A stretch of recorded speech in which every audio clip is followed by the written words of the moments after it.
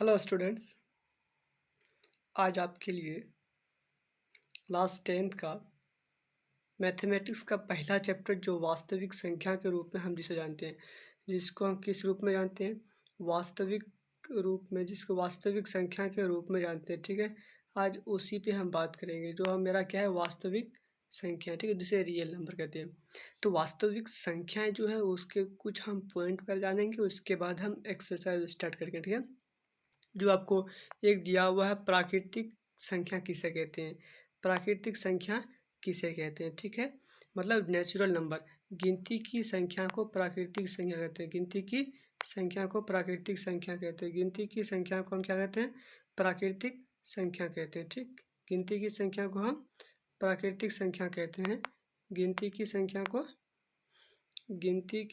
को प्राकृतिक संख्या कहते हैं। जैसे 1 2 3, जैसे गिनती जो हम बचपन में जो गिनती पहले स्टार्ट किए थे 1 2 3 4 पढ़ने के लिए, वही क्या आपका प्राकृतिक संख्या है।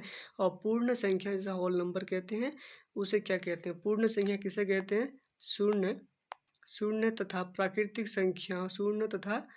प्राकृतिक संख्याओं के समूह को पूर्ण संख्या कहते हैं। ठीक, कहने का मतलब 0 1 2 3 4, जैसे कि लिखा हुआ 0 1 2 3 4 क्या है, एक पूर्ण संख्या है। मतलब 0 से स्टार्ट होता है, जो शून्य तथा प्राकृतिक संख्याओं के समूह को पूर्ण संख्या कहते हैं। अब तीसरा जो आता है, सम संख्या किसे कहते हैं, ये सम संख्या को याद रखना है। ठीक है, ये सम संख्या को याद रखना है। ठीक है, वह संख्या जो 2 से विभाज्य हो जाए उसे हम सम संख्या कहते हैं। जैसे 2 4 6 8 10 12 14 16। कहने का मतलब ये है कि इसका सर ये समझ नहीं आया, ये समझ इस रूप में आएगा कि ये कहना क्या चाह रहा है। ये कहने का मतलब इसका है कि कुछ भी संख्या लो जो 2 से विभाज्य हो, जो 2 से विभाज्य हो जाओ।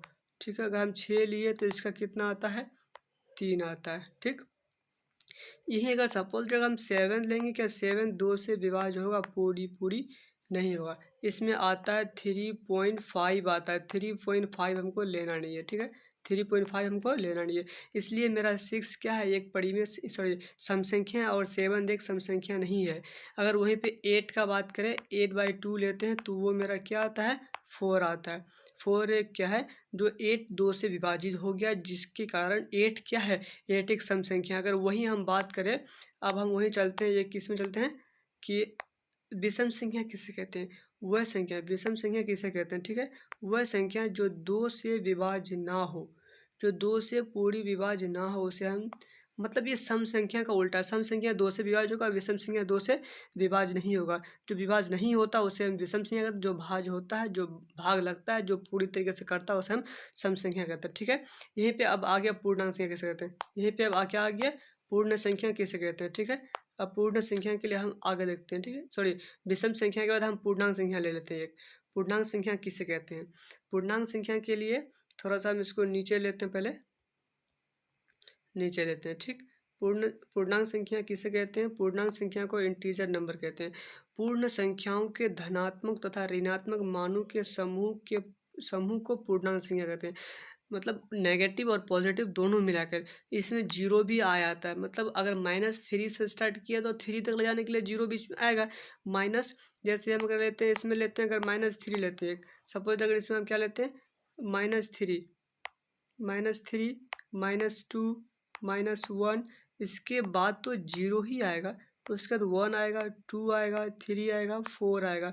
ये आ गया पूर्णांक संख्या। ठीक है, ये क्या आ गया मेरा पूर्णांक संख्या, इसलिए हम पहले इसको इरेज कर देते हैं। ये पूर्णांक संख्या मतलब निकल गया मेरा। ठीक, आपको ये नोट्स मिल जाएगा, घबराना नहीं। ठीक है, आगे चलते हैं, इसमें क्या आता है, आगे इसमें क्या आता है। ठीक है, कहते हैं भिन्न संख्या किसे कहते हैं, भिन्न संख्या फ्रैक्शनल नंबर जो होता है p/q के रूप की संख्याओं को, जो p/q के रूप होता है, जो बटे में होता है, उसको हम क्या कहते हैं, भिन्न संख्या। जो बटे में रहता है उसे हम कहते हैं भिन्न संख्या। भिन्न आपको तीसरा चैप्टर में आएगा। ठीक है, इसलिए हम थोड़ा सा अब यहाँ बता देते हैं, फ्रैक्शनल संख्या किससे कहते हैं, p/q के रूप के संख्याओं को भिन्न संख्या कहते हैं, जहाँ p तथा q क्या ओबियनिस्ट संख्या से विभाजित नहीं हो, जो क्या हो, भाग ना हो। ठीक है, जैसे -1/2 -3/2 -5/7 1/2 2/3 3/11 और 7/5। ये क्या है, ये मेरा एक ये मेरा एक है भिन्न संख्या। वहीं पे आया था आप इम्पोर्टेंट जो आपको अगर माना जाए, आपको जो याद रखना है वो आपका आया था वहीं पे आपका परिमेय संख्या आया था, जो आपको वीवीआई के रूप में उसको याद रखना है। ठीक है, परिमेय संख्या। ठीक है, परिमेय संख्या को आपको याद रखना है। परिमेय संख्या आप क्या है, थोड़ा सा आप वो देख लेते हैं। परिमेय संख्या क्या है, परिमेय संख्या को आप कैसे याद रखेंगे। ठीक है, परिमेय संख्या क्या होता है, पूर्णांक संख्याओं तथा भिन्नों के समूह को परिमेय संख्या कहते हैं। पूर्णांक संख्या ऊपर बताया है कि पूर्ण संख्याओं के धनात्मक तथा ऋणात्मक मानों के समूह को क्या कहते हैं हम, समूह के कहते हैं पूर्णांक संख्या। तो यहीं पे परिमेय संख्या के लिए पूर्णांक संख्या तथा भिन्नों के समूह को क्या कहते हैं, परिमेय संख्या कहते हैं। जो -3/2 कोमा -4/7 -4/3 कोमा -5/0 0 1/4 ... एक्सेट्रा। ठीक है, अब वहीं पे आ जाते हैं। अगर हम अपरिमेय संख्या के बारे में लेते हैं कि अपरिमेय संख्या किसे कहते हैं, अपरिमेय संख्या किसे कहते हैं। अपरिमेय संख्या के लिए आपको देखा जाए, अपरिमेय संख्या आपको अगर दिया जाए तो अपरिमेय संख्या किसे कहते हैं, रूट वाले। देखिए इसका दो होता है। हम सिंपल सी बात जानते हैं कि बच्चों को रटाफिकेशन नहीं करेंगे कि रूट वाले संख्या को हम एक अपरिमेय संख्या कहते हैं। रूट वाले संख्या कौन सा, अब रूट वाले ऐसा भी नहीं कि जो रूट से बाहर। अब अगर सर बता दिए यहाँ पे रूट वाले संख्या को अपरिमेय संख्या, आप किसी को जाके अपना लेक्चर देने लगे कि मेरा सर बताया √4 अपरिमेय संख्या। नहीं, √4 एक परिमेय, क्योंकि रूट से 2 बाहर आता है। इसका मतलब 2 × 2 2 बाहर आ गया, ये एक परिमेय संख्या। √7 एक अपरिमेय संख्या, √2 एक अपरिमेय संख्या, √3 एक अपरिमेय संख्या। जो रूट से बाहर नहीं हो सकता उसे हम कहते हैं अपरिमेय संख्या, रूट वाली संख्या। तो अथवा में लिखा हुआ है, अथवा में आपको दे दिए हैं, अथवा में ये दे चुके हैं आपको हम कि अथवा में अपरिमेय वर्ग संख्या के वर्गमूल को अपरिमेय संख्या कहते हैं। ये दोनों आपको याद रखना है, उसमें हाईलाइट कर देते हैं। आपको दोनों पॉइंट को याद रखना है। ठीक है, एक परिमेय संख्या को याद रखना है, आपको ये वाला पॉइंट याद रखना है, और दूसरा आपको ये वाला पॉइंट याद रखना है। ठीक है, दोनों अभी इसी चैप्टर में इसकी बात होगी। ठीक है, तो इसलिए हम नीचे वाला पॉइंट को इरेज करके यहाँ पे कुछ बातों को हम लिखना चाहते हैं कि हम यहाँ पे पहला चैप्टर में है एक पॉइंट है जिसके बारे में हम अभी लिखेंगे। यहाँ पे ये कह रहा है यूक्लिड विभाजन जो होता है, यूक्लिड विभाजन एल्गोरिथम, यूक्लिड विभाजन एल्गोरिथम।